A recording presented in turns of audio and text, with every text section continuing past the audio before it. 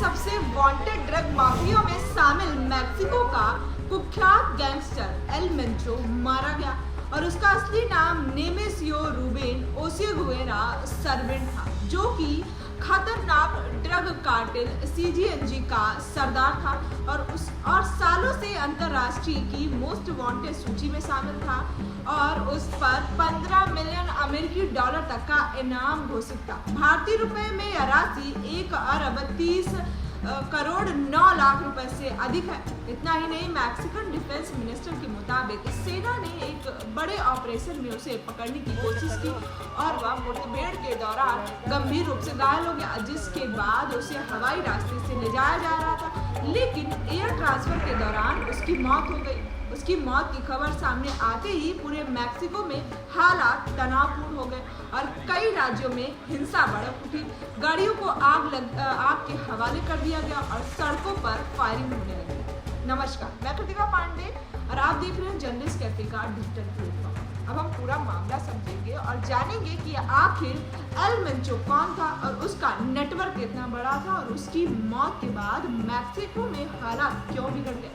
सबसे पहले बात करते हैं उसके आपराधिक सफर की। एल मेंचो एक साधारण पृष्ठभूमि से आया था, लेकिन उसने अपराध की दुनिया में तेजी से अपनी पकड़ बना ली। उसने शुरुआत छोटे अपराध से की, लेकिन बाद में उसने ड्रग तस्करी के बड़े नेटवर्क से जुड़कर अपना अलग गैंग खड़ा कर लिया। सीजीएनजी यानी जलिस्को न्यू जनरेशन कार्टेल, जो मैक्सिको के सबसे हिंसक और ताकतवर संगठनों में से एक था और इस संगठन की स्थापना 2009 में हुई थी और बता दें कि यह संगठन अमेरिका के सभी 50 राज्यों में मौजूद है, जहां यह टनों ड्रग्स वितरित करता है।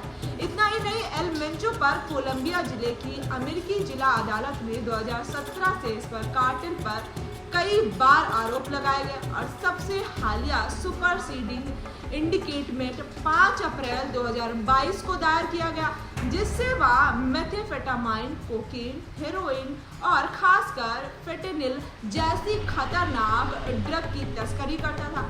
इतना ही नहीं, अमेरिका की ड्रग एनफोर्समेंट एजेंसी ने एल मेंचो को मोस्ट वांटेड घोषित किया और फिर वह फरार होने लगा। साथ ही लगातार अपनी लोकेशन बदलता रहता था।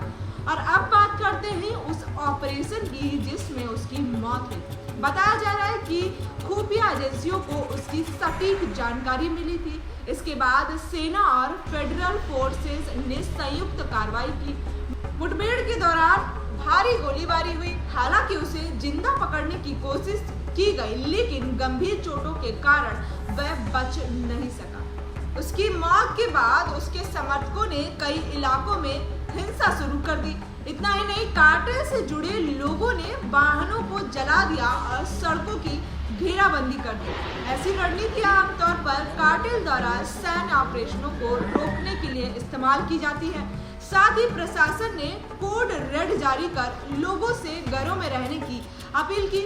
और आपको बता दें कि इन हालात को देखते हुए भारत सरकार ने अपने नागरिकों के लिए एडवाइजरी जारी की। मैक्सिको में रह रहे भारतीयों से कहा गया कि वे भीड़भाड़ वाले इलाके से दूर रहें और स्थानीय प्रशासन के निर्देशों का पालन करें। और अब सबसे बड़ा सवाल यह है कि क्या एल मेंचो की मौत के बाद मैक्सिको में शांति आएगी या फिर कार्टेल के भीतर सत्ता संघर्ष और बढ़ेगा। विशेषज्ञों का मानना है कि आने वाले कुछ दिन बेहद अहम होंगे। फिलहाल मैक्सिको के कई शहरों में तनाव का माहौल है। सरकार हालत पर काबू पाने की कोशिश कर रही है, लेकिन स्थिति पूरी तरह से सामान्य होने में समय लग सकता है। ऐसी खबरों को देखने के लिए बने रहे मेरे साथ। मैं कृतिका पांडे, जर्नलिस्ट कैफे लखनऊ से।